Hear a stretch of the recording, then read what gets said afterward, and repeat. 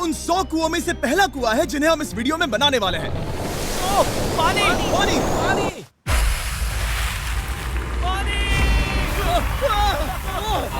आपने अभी अभी केन्या के एक छोटे से गांव को पीने के पानी का अनलिमिटेड सप्लाई मिलते हुए देखा, वो भी सिर्फ 1 सेकंड में। अभी एक कुआं बना है और 99 बाकी है। आपको ये वीडियो बहुत पसंद आएगा। इन 100 कुओं को मिलाकर 5 लाख से ज्यादा लोगों को पीने का ताज़ा पानी मिलने वाला है। केन्या की इस साइट पर कुछ कुएं बनाने के बाद हम नाइरीरी स्कूल सिस्टम के साउथ में गए और कह सकते हैं कि उन्हें हमसे मिलकर बहुत खुशी हुई। क्या हाल है? मैंने ऐसा नहीं सोचा था। स्वागत के लिए शुक्रिया। समझ नहीं आता कैसे रिएक्ट करूं। बहुत बहुत शुक्रिया दोस्तों। हमारे आने पर इस गांव ने हमारा जोरों से स्वागत किया और नोलन इसमें थोड़ा खो गया। नोलन जैसा अजीब इंसान मैंने कभी नहीं देखा और ये मेरी गलती नहीं है। और फिर वहाँ का स्कूल देखने के बाद ये रहे हमारे मेहमान। क्या हाल है? दिन अच्छा बीत रहा है ना? सबसे मिलकर अच्छा लगा। एक टीचर ने मुझे दिखाया कि स्टूडेंट्स कहाँ से पानी पीते हैं, जो कि एक बहुत ही अनसेफ नदी से आ रहा था। तो आपके स्टूडेंट्स यहीं से पानी पीते हैं? हाँ ये बुरी बात है। हाँ, स्टूडेंट्स हमेशा डायरिया जैसी बीमारी, टाइफाइड जैसी बीमारी की कंप्लेंट्स करते हैं क्योंकि वो ऐसा पानी पीते हैं। तो हाँ। हम कोशिश करते हैं, पर देख रहे हो ना, अब क्या कहा जाए। पर क्या करे, जिंदगी तो जीनी ही है और पानी तो सबको चाहिए होता है। जाहिर है कि इनकी हालत सच में बहुत खराब है। असुरक्षित पानी पीने से इन बच्चों की जिंदगी बहुत कम होती जा रही है। पर कम से कम इस गांव की मदद करने की हम पूरी कोशिश करने वाले हैं। क्या पता ये मुझे फिट आएगा या नहीं। मेरा सिर बड़ा है। देखते हैं पानी मिलता है या नहीं। ओह, ओह। बारिश हो रही है, क्या नजारा है। पानी जमीन से बाहर आने के बाद उसे ऐसे बैरल्स में इकट्ठा किया गया और बैरल्स को वाटर टावर्स पर लगाने के बाद आसपास के गांव के लोगों के पास सिर्फ पीने के लिए साफ पानी ही नहीं था, पर एक प्रेशराइज्ड वाटर सोर्स भी था, जिसका मतलब है कि लॉन्ड्री के लिए सुरक्षित पानी भी मिलेगा। और खींचो। मुझे बताओ ये नोलन की मॉम से कितना हैवी है? नोलन की मॉम से दुगना। ओह गॉड। मैं तुम्हें यहाँ से धकेल दूंगा। ठीक है, इसे अब यहाँ रख दो। हमने केनिया में और 20 कुएं बनाए और उसके बाद इसके जूते में भी कुआं डोंट है। वरी, मेरे दूसरे जूते में भी पानी है। मैं बताता हूँ कि हमने ये 29 कुएं कैसे बनाए। इस विशाल सी ड्रिल से जमीन में सैकड़ों फीट गहरा गड्ढा किया, वो भी पॉल्यूटेड सोर्सेज से होकर सीधे विशाल से पीने लायक पानी तक। उसके बाद हमने पाइप्स इंस्टॉल किए ताकि लोग पूरे अफ्रीका में इन हैंड पंप से पानी ले सके और नाइरीरी में भी। इसे टेस्ट करके देखते हैं। पानी जैसा है। मुझे इस 5 गैलन ड्रम को भरने के लिए 5 मिनट लगे। इससे एक दिन में कितना पानी मिल सकता है? 3600 गैलन्स एक दिन में। ये न केवल स्कूल के 400 बच्चों को कवर करेगा, बल्कि स्कूल के आसपास के गांव वाले भी इसका अच्छे से इस्तेमाल कर सकते हैं। पानी के लिए शुक्रिया आपका। कोई बात नहीं। ये पंप नॉन स्टॉप 30 सालों तक चल सकता है। आपको लग रहा होगा कि इस तरह का बड़ा काम करने के लिए एक बड़े गवर्नमेंट की जरूरत पड़ेगी, पर ये सच नहीं है।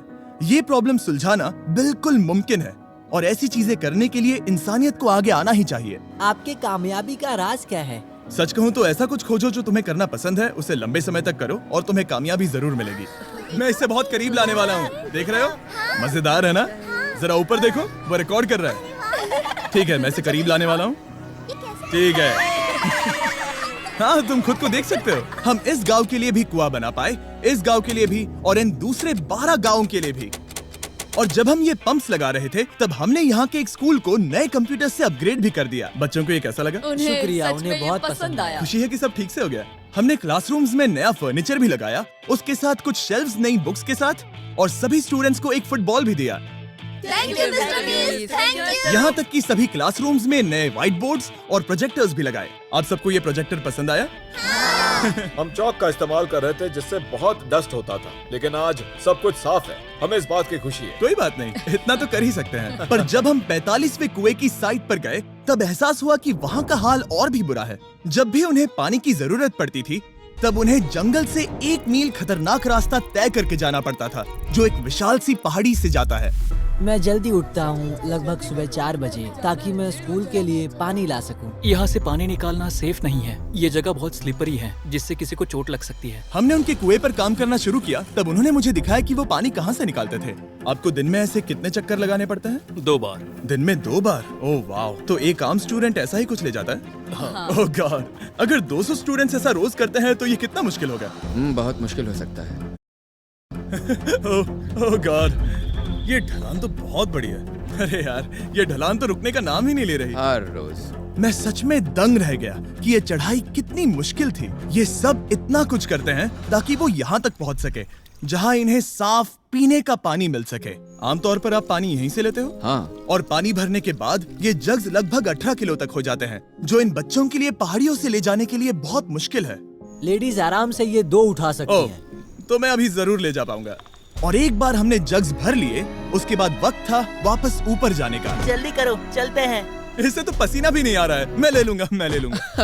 और अब घंटों तक असुरक्षित पानी को इकट्ठा करने के बजाय उनका नया पंप स्कूल के बस 10 फीट दूर था, तो अब ये यहाँ से पानी ले सकते हैं। बहुत थक गया हूँ। और फिर हम गए हमारे अगले गांव में, जहां हमने बनाया हमारा 46वां कुआं। पर हमें एक प्रॉब्लम से गुजरना पड़ा। हमने देखा कि ये गांव आधे से बटा हुआ है, वो भी इस खतरनाक सी नदी से। ये अभी इतनी खतरनाक नहीं लगेगी, पर जब बारिश का मौसम आता है, पानी ऊपर तक आकर इस पुल को पूरी तरह से निगल लेता है।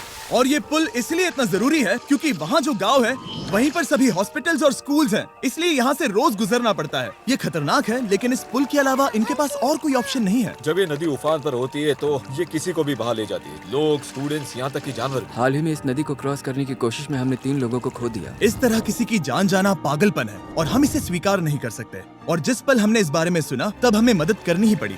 तो पंप तक जाने वाले पुल को जब हमने ठीक करना शुरू किया, तब हमने केन्या से 2000 मील दूर जिम्बाब्वे देश का भी सफर तय किया। अफ्रीका में आए 1 हफ्ते से ज्यादा हो गया है और अब भी कई पंप्स लगाने बाकी है। तुम में से बदबू आ रही पर है। मैंने सुबह ही शावर लिया था। बात होते ही मैं हाथ नीचे ले लूंगा। इस काम के लिए मैं तुम दोनों पर भरोसा कर सकता हूँ? हाँ। हमें सबसे पहले एक लोकल हॉस्पिटल की जांच करनी थी, जहाँ साफ पानी की सख्त जरूरत थी। अंदर जाने पर हमें पता चला कि इस क्लिनिक की इस गांव को कितनी जरूरत थी। 1 साल में यहाँ पर कितने बच्चे जन्म लेते हैं? 1 महीने में करीब 50। इसका मतलब 1 साल में पूरे 600। वाह! पर दुख की बात यह है कि इन प्रेग्नेंट महिलाओं को सिर्फ पानी लाने के लिए 1 मील तक जाना पड़ता है और इन भारी बकेट्स को लेकर वापस आना पड़ता है। पर अच्छी खबर ये है कि हमने इनकी पैसों से मदद की यहाँ पर एक मॉडर्न पंप लगाने के लिए। और अब बस देरी थी इसे शुरू करने की। ठीक है नोलन, क्या तुम तैयार हो? मैं तैयार हूँ। ओवर। मुझे एक ड्रामेटिक जूम इन दो। नोलन, मैंने बटन दबा दिया है, ये काम कर रहा है? पानी आ रहा है। आप जाकर चेक करना चाहेंगे? हाँ। वहाँ पर? हाँ, चलो चलिए, चलते हैं। लोगों को पानी मिलता देख मुझे आखिर बहुत अच्छा खुशी हो पानी रही मिल ही है। गया। ये सच में कमाल की बात है। हमारा नोलन एक प्रोफेशनल डांसर है। हाँ। यकीन नहीं हो रहा, मैं डांस कर रहा हूँ। वो कर क्या रहा है? ओह गॉड, सॉरी, मैं नहीं चाहता कि आप इसे और देखें। साफ पानी मिले ये पक्का करने के अलावा इस गांव में बहुत से स्टूडेंट्स को ट्रांसपोर्टेशन की भी दिक्कत थी, तो हमने इन सबको नई साइकिल्स देने का फैसला किया।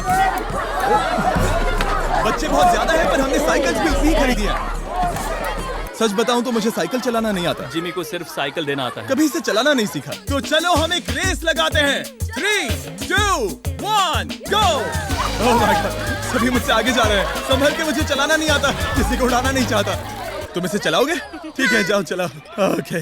और इन्हें साइकिल्स देने के बाद हमने तब तक पंप्स लगाए जब तक हम पहुंच गए कुआं नंबर 69 तक। ये कुआं सोलर पावर्ड है, जो गांव के किसानों के लिए खास बनाया गया है, ताकि इनकी फसलों और जानवरों को जरूरत से ज्यादा पानी मिल सके। चाहे गर्मी हो या फिर बिजली ना हो, इससे कोई फर्क नहीं पड़ेगा। और एक पैनल है 200 वॉट्स का, जो एक पंप से जुदा है। ये पंप हर घंटे 5000 लीटर पानी खींच सकता है। बेसिकली ये अनलिमिटेड पानी का सोर्स है इस पूरे गाँव के लिए।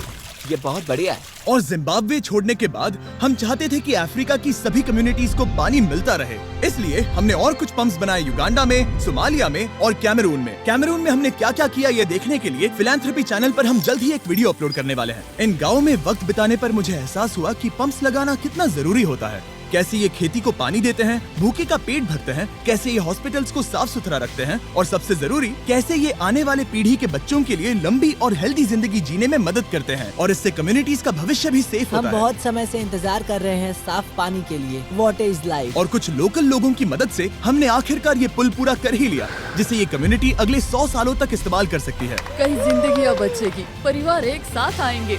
परेशानियाँ चली जाएंगी। इस वीडियो में हमने जो 100 पंप्स लगाए हैं वो कई जिंदगियां बदल देंगी, पर ये काफी नहीं है।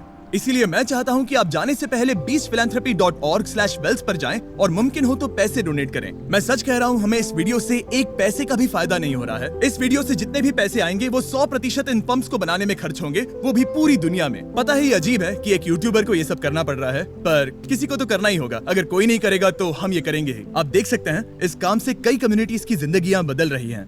और फाइनली 100वां पंप। ओह माय गॉड, मुझे माफ करना।